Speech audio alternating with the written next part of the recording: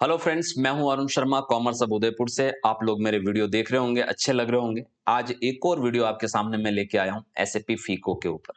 इस वीडियो को देखने से पहले अगर आपने मेरा एसएपी क्या होता है वाला वीडियो नहीं देखा है तो मैं रिकमेंड करूंगा पहले आप इस वीडियो को देखिएगा, उसके बाद आप आज फीको के मॉड्यूल को देखिएगा ताकि एसएपी सॉफ्टवेयर के बारे में आप ज्यादा डीप लेवल पर इन वीडियो के थ्रू सीख पाए। ऑलराइट, चलिए हम लोग आगे बढ़ते हैं, लेकिन एक चीज आपसे मैं जरूर रिकमेंड करूंगा। वीडियो अगर आपको पसंद आता है तो चैनल को जरूर सब्सक्राइब करिएगा। साथ ही साथ में अगर आपको एसएपी फीको की प्रैक्टिकल ट्रेनिंग लेनी है तो इसका प्रैक्टिकल कोर्स भी अवेलेबल है। आप हमारी एप्लीकेशन को इसी वीडियो में डिस्क्रिप्शन में मिल जाएगी, वहां से आप डाउनलोड करके प्रैक्टिकल कोर्सेज परचेज कर सकते हैं। चलिए बात करते हैं एसएपी फीको क्या होता है। देखिए, जैसा कि आप सभी को पता है कि किसी भी बिजनेस में डिफरेंट डिफरेंट डिपार्टमेंट होते हैं। Purchase department, sale department, accounts department, store department, production department, HR department. तो एसएपी जो कंपनी है, इसने ईआरपी सॉफ्टवेयर डेवलप किया जो आज की तारीख में एसएपी के नाम से जाना जाता है। जर्मन बेस्ड कंपनी है। ऑल ओवर वर्ल्ड यूनिवर्सली इस सॉफ्टवेयर के जो एक्सपर्ट्स हैं उनकी बहुत ज्यादा डिमांड है। और अगर आप अकाउंटिंग प्रोफेशनल्स हैं, आप इस फील्ड से जुड़े हुए हैं, कॉमर्स पढ़ा है आपने, अकाउंट्स पढ़ा है, टैक्सेशन पढ़ा है, तो आपके लिए मॉड्यूल बेस्ट मॉड्यूल है जो आप सीख सकते हैं और अच्छी कंपनी में, अच्छी एमएनसी में आप इजीली एंट्री ले सकते हैं हाई पैकेज के साथ। अब बात करते हैं कि जैसा कि अभी मैंने बताया कि एक ईआरपी सॉफ्टवेयर है, क्लाउड बेस्ड सॉफ्टवेयर। ये सारे डेटा बेस को, इसमें क्या होता है, डिफरेंट डिफरेंट मॉड्यूल होते हैं। तो किसी भी ऑर्गेनाइजेशन में जैसे मान लो प्रोडक्शन डिपार्टमेंट है तो उसका मॉड्यूल अलग होगा, एचआर डिपार्टमेंट है तो उसका मॉड्यूल अलग होगा। ये मेरी पिछली वीडियो में मैंने आपको जैसा कि बताया, मैंने बता रखा है, आप उसको डिटेल में देख सकते हैं। उसी तरह से जो अकाउंटिंग और फाइनेंस डिपार्टमेंट होता है और जो कॉस्ट डिपार्टमेंट होता है, जहां प्रोडक्शन होता है, प्रोडक्शन कॉस्टिंग वाला जो डिपार्टमेंट होता है, उस डिपार्टमेंट से जुड़ा हुआ ये मॉड्यूल है फीको। हालांकि ये दो डिफरेंट डिफरेंट मॉड्यूल का कॉम्बिनेशन है। एफआई मॉड्यूल जो है फाइनेंशियल अकाउंटिंग से रिलेटेड, और जो को मॉड्यूल है वो कंट्रोलिंग और कॉस्टिंग से रिलेटेड है, याद रखिएगा। इसीलिए इसका फुल फॉर्म अगर हम बात करें फीको का, तो फाइनेंशियल अकाउंटिंग एंड कंट्रोलिंग इसका फुल फॉर्म होता है। आपको ये दोनों मॉड्यूल आज की तारीख में कॉम्बिनेशन में करने होते हैं ताकि आप किसी भी कंपनी की प्रोडक्शन डिपार्टमेंट में भी जा सकें, कॉस्टिंग में, प्रोडक्शन मतलब कॉस्टिंग में, साथ साथ में अकाउंटिंग एंड टैक्सेशन डिपार्टमेंट में भी आप इजीली एंटर हो सकते हैं। तो चलिए इन दोनों मॉड्यूल पर, यानी फीको मॉड्यूल पर, दोनों का कॉम्बिनेशन है, तो मैं अभी डिटेल में बात करूंगा यहाँ पर। फिलहाल में हम फीको के बारे में बात करते तो फीको काम क्या करेगा। देखिए, किसी भी डिपार्टमेंट, अकाउंट्स डिपार्टमेंट की अगर मैं बात करूं तो फाइनेंस, आप रेगुलर बेसिस पे डेटाबेस आपको सबसे पहले तो रिकॉर्ड करना, उन डेटाबेस से आप फाइनेंशियल स्टेटमेंट जनरेट करना जो कि ऑटोमेटिक हो जाएगा। यहाँ पर आपको उनसे वेरियस रिपोर्ट्स बनाना, उन रिपोर्ट्स को एनालिसिस करना और उन रिपोर्ट से बिजनेस के प्लान बनाना और फाइनेंशियल डिसीजन लेना। ये बेसिकली ये मॉड्यूल करता है किसी भी ऑर्गेनाइजेशन के लिए। और साथ ही साथ में अगर मैं फीको की मैं बात करूं तो फीको ये भी ध्यान में रखता है कि गवर्नमेंट की जो कंप्लायंसेस है, जो रेगुलेटरी स्टैंडर्ड्स हैं, उनको ध्यान में रखते हुए रिपोर्टिंग प्रोवाइड करता है और एक्सटर्नल रिपोर्टिंग प्रोवाइड करता है। ऑलराइट, अब फीको काम कैसे करेगा, तो देखिए फीको क्या करता है, जो डिफरेंट डिफरेंट मॉड्यूल होते हैं किसी भी ऑर्गेनाइजेशन में, suppose sales and distribution SD module हो गया, प्रोडक्शन प्लानिंग पीपी मॉड्यूल हो गया, तो उससे डेटाबेस को ये फीको इंटीग्रेट कर देता है ऑटोमेटिकली।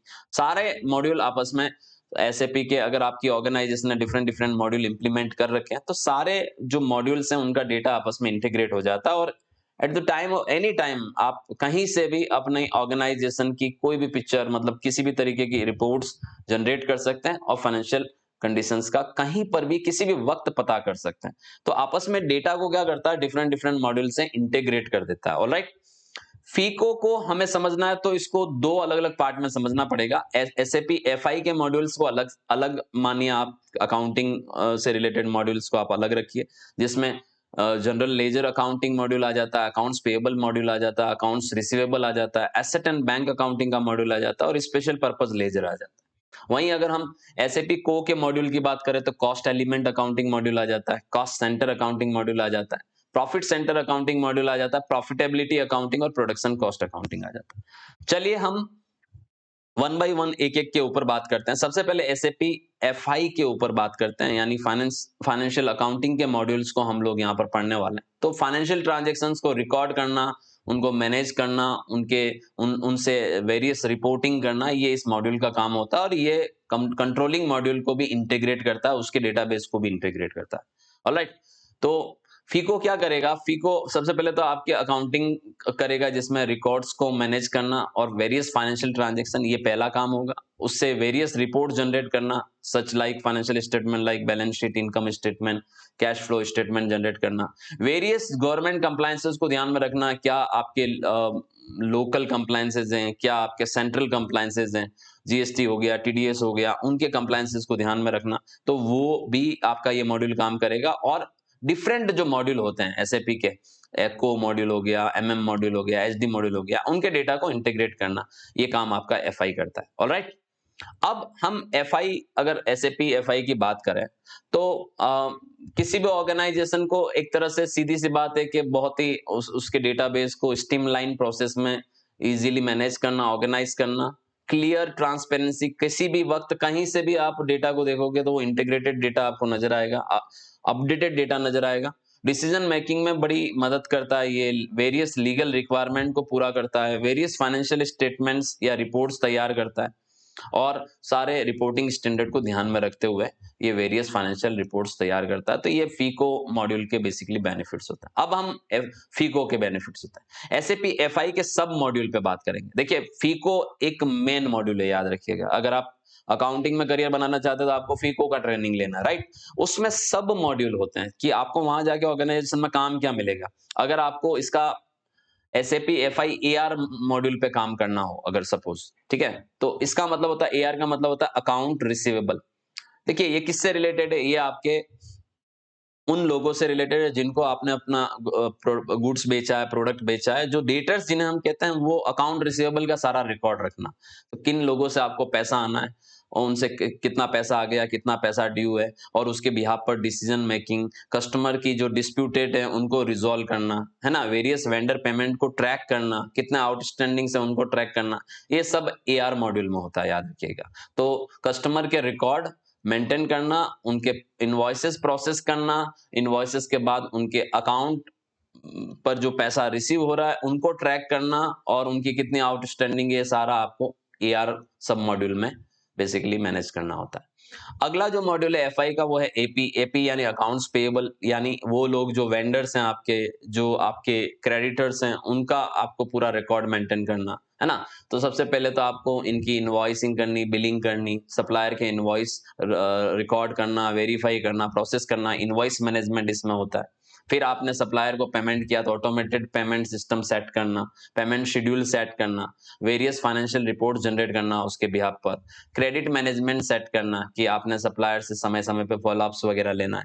तो ये सारी चीज़ें आपको ये मॉड्यूल बेसिकली, सब मॉड्यूल जो है एफआई का, वो करके देता है। ऑलराइट, और इससे बेसिकली इससे बेनिफिट क्या होगा? देखिए, इससे बेनिफिट ये होगा कि आपका कैश फ्लो जो है वो इम्प्रूव होगा। आप जल्दी-जल्दी आप अपने सप्लायर को पेमेंट कर रहे हैं, तो आपकी कहीं न कहीं बिज़नेस की जो गुडविल है, क्रेडिटेबिलिटी है, वो भी अच्छी होगी, और बजट बनाने में या फ्यूचर की जो फोरकास्टिंग है उसमें भी आपको ये डिसीजन मेकिंग में काफ़ी हेल्पफुल मॉड्यूल रहने वाला है। ऑलराइट, तीसरा जो मॉड्यूल होता है वो होता है एसएपी एफआईजीएल। देखिए, आप अगर एसएपी फीको का कोर्स करते हैं और कल को जाके आप किसी ऑर्गेनाइजेशन में जाते हैं, तो ऐसा नहीं कि आपको पूरा-पूरा सॉफ्टवेयर आपको ही चलाना है।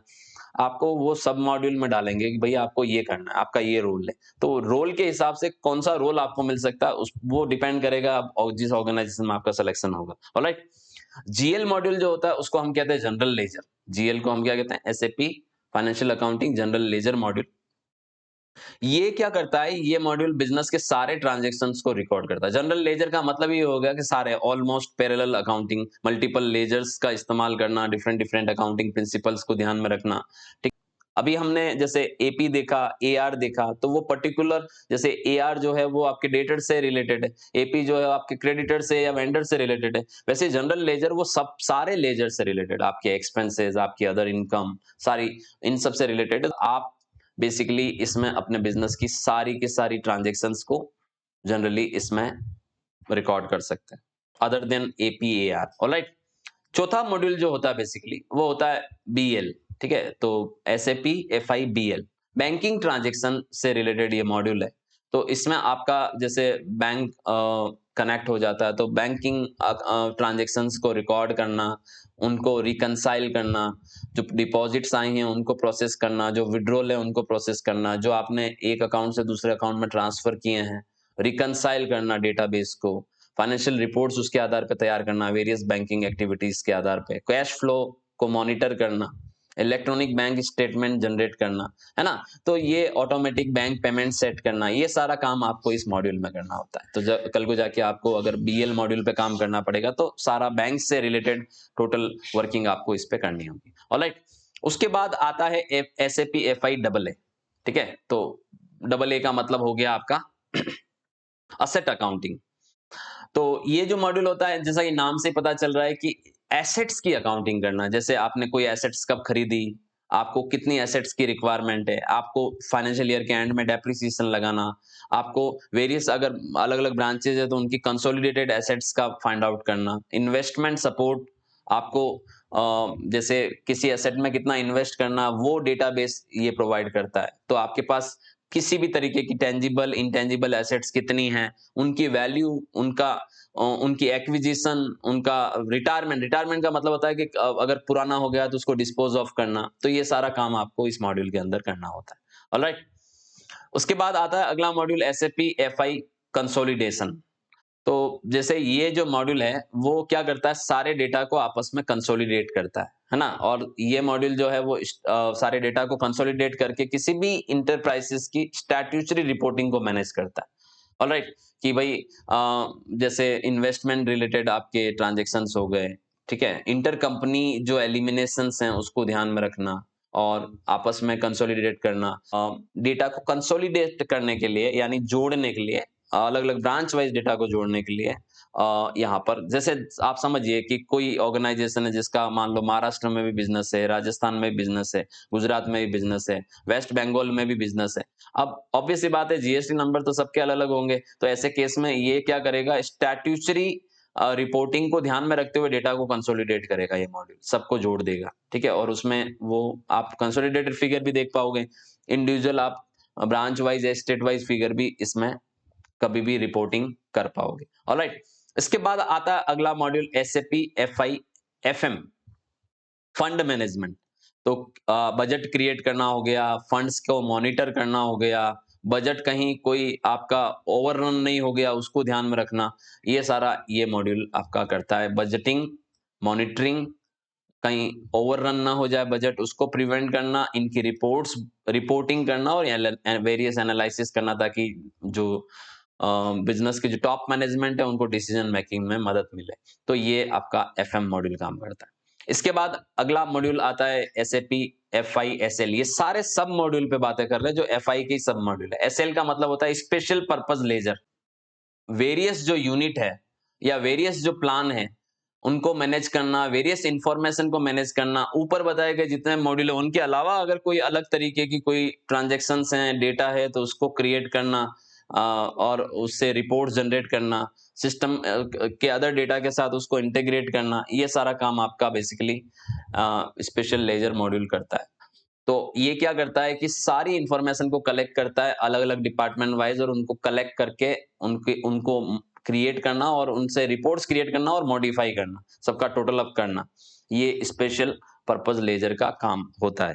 ऑलराइट, इसके बाद अगला जो मॉड्यूल है वो टीवी यानी ट्रैवल मैनेजमेंट। देखिए नाम से पता चल रहा है कि ये क्या करेगा, ये जो है वो ट्रैवल या ट्रिप से रिलेटेड डेटा को रिकॉर्ड करना।